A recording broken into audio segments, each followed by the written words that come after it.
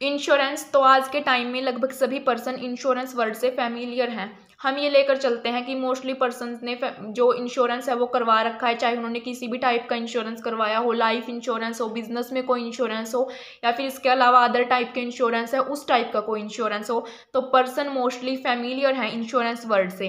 तो जब भी हम इंश्योरेंस की बात करते हैं तो यहाँ पर एक वर्ड आता है रिस्क, और जब हम ऐड देखते हैं ना इंश्योरेंस की, वहाँ पर भी रिस्क वर्ड को मेंशन किया जाता है कि रिस्क से प्रोटेक्ट करने के लिए इंश्योरेंस करवाया जाता है। तो यहाँ पर हम इंश्योरेंस के मीनिंग में भी यही पढ़ते हैं कि किसी इंडिविजुअल को या फिर बिजनेस को रिस्क से प्रोटेक्ट करने के लिए इंश्योरेंस करवाया गया है। जो बार बार हमने ये रिस्क वर्ड का यूज़ किया है, इसका मीनिंग क्या है, जो इंश्योरेंस है उसमें किस टाइप के रिस्क को इंक्लूड किया जाता है, अब हम वही पढ़ेंगे। और इसको मेंशन करना जरूरी है कि रिस्क किस टाइप का है, ओनली रिस्क वर्ड लिखने से काम नहीं चलेगा, ये भी मेंशन करना है कि रिस्क किस टाइप का है।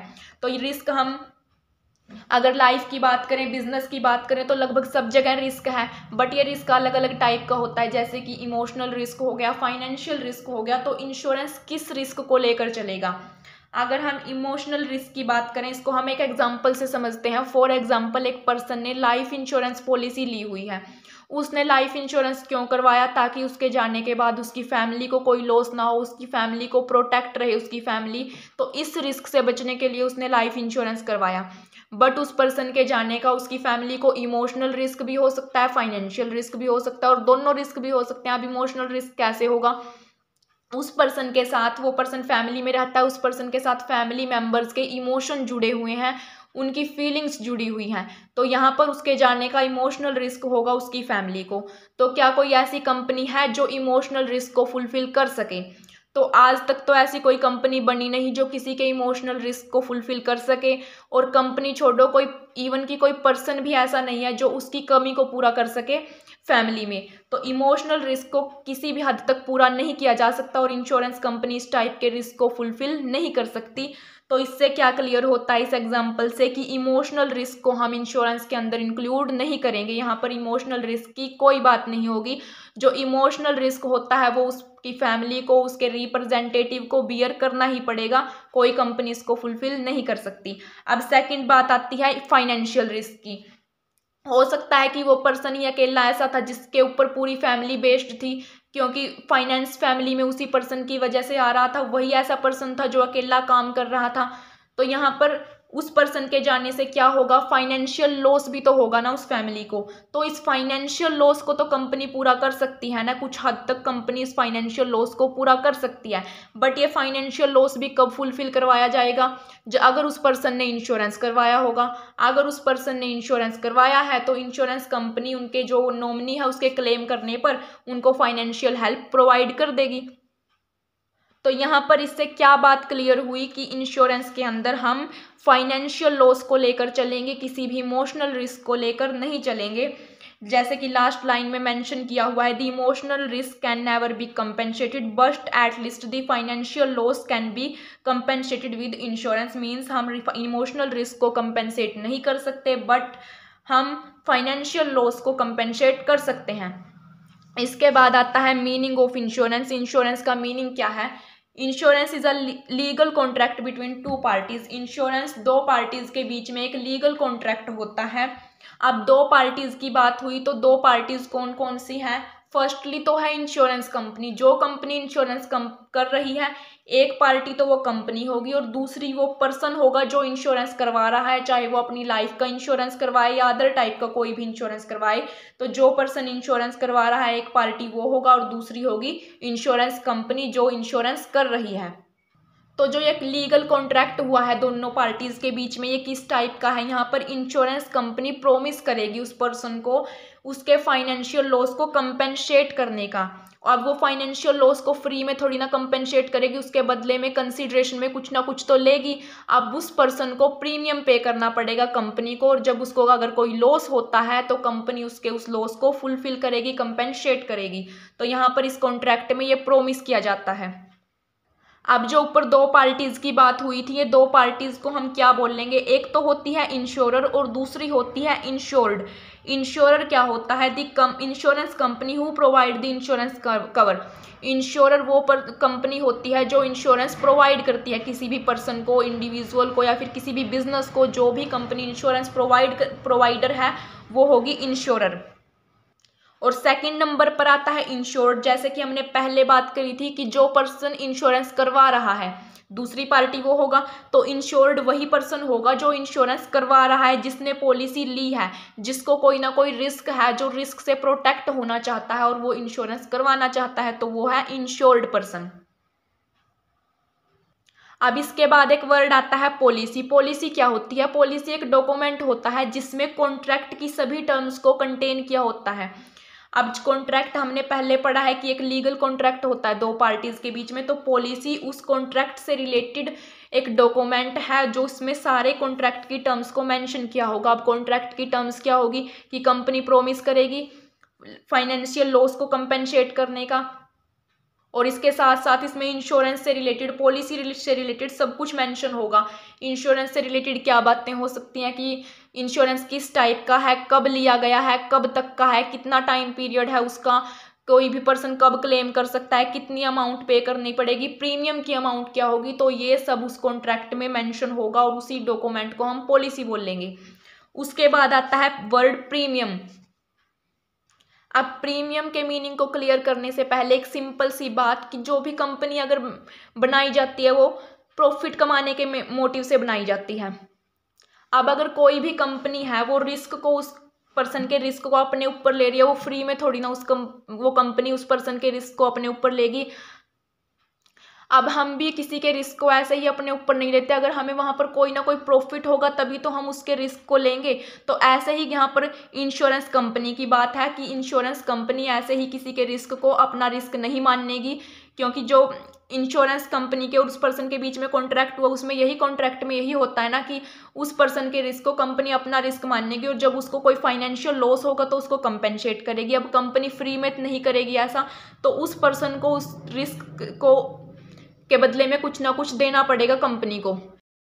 अब प्रीमियम का मीनिंग पढ़ने से पहले एक इम्पॉर्टेंट बात कि कोई भी जो कंपनी है वो किस लिए फॉर्म की जाती है, वो प्रॉफिट मोटिव के लिए फॉर्म की जाती है कि कंपनी प्रॉफिट अर्न करेगी, इसलिए फॉर्म की जाती है। चाहे वो इंश्योरेंस कंपनी हो या अदर टाइप की कंपनी हो, वो अपना प्रॉफिट देखेगी। तो कोई भी कंपनी किसी अदर पर्सन के रिस्क को, जो पर्सन का इंश्योरेंस कर रही है उसके रिस्क को अपना रिस्क तभी मानेगी अगर कंपनी को बदले में कुछ ना कुछ मिल रहा होगा। जैसे कि जब कंपनी है जो कॉन्ट्रैक्ट करती है इंश्योर्ड पर्सन के साथ में, तो वहाँ उस कॉन्ट्रैक्ट में ये मेंशन किया जाता है, कंपनी ये प्रोमिस करती है कि वो उस पर्सन के रिस्क को अपना रिस्क मानेगी, उसे फाइनेंशियल हेल्प प्रोवाइड करेगी। तो ऐसा कंपनी तभी करेगी अगर कंपनी को रिटर्न में, कंसिडरेशन में कुछ ना कुछ मिलेगा। तो जो भी रिटर्न में दिया जाएगा उसे प्रीमियम बोला जाता है। तो जो भी पर्सन इंश्योरेंस कंपनी से इंश्योरेंस करवाता है उसे प्रीमियम पे करना पड़ता है, कुछ ना कुछ अमाउंट पे करनी पड़ती है जो डिफाइन कर दी जाती है कितनी अमाउंट पे करनी है। तो जो अमाउंट पे की जाती है उसी के बेसिस पर वो फाइनेंशियल हेल्प कंपनी उस पर्सन को प्रोवाइड करेगी। तो जो अमाउंट दी गई है उसी को यहाँ पर प्रीमियम बोला गया है। इसके बाद है types of insurance. Insurance mainly तो दो टाइप का होता है, life insurance and general insurance. First है life insurance. Under this type of insurance the insurer guarantees to pay a fixed sum of money to the insured on his reaching a certain age or to his nominee on his death whichever is earlier.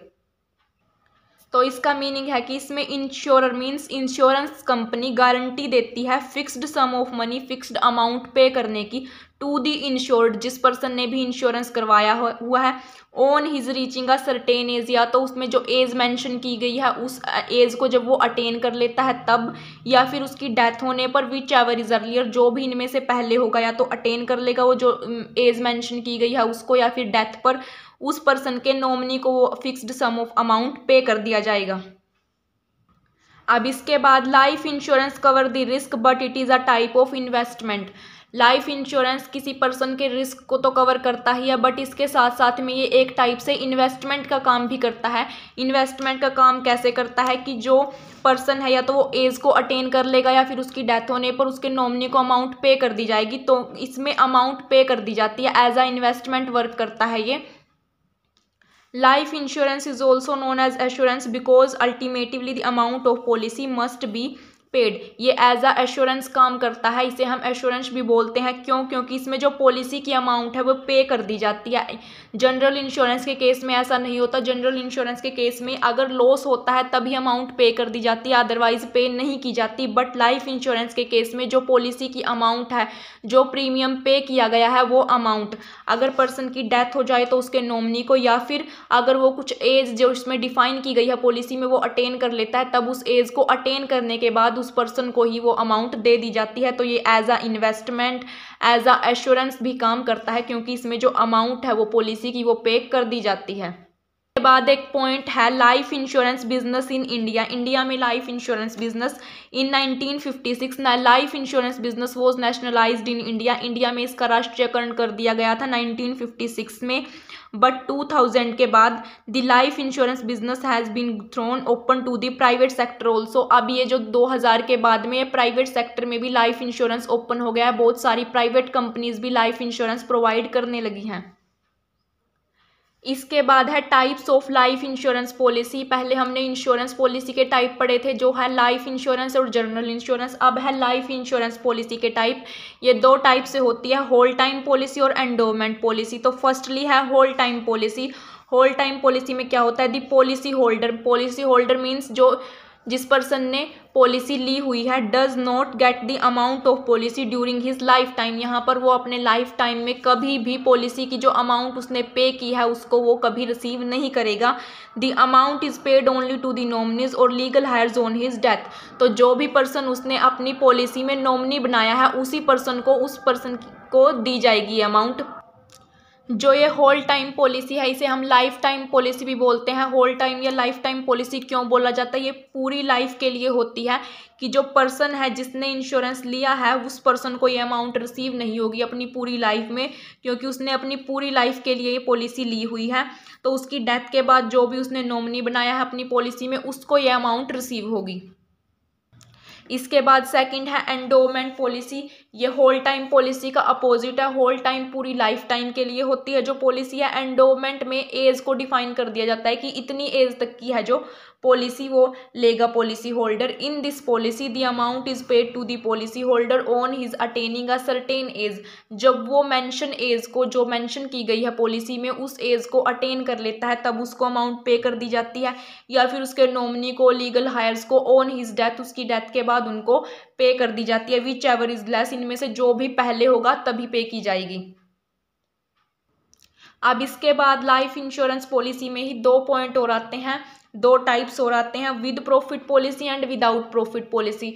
जो with profit policy है उसे हम participating policy भी बोलते हैं।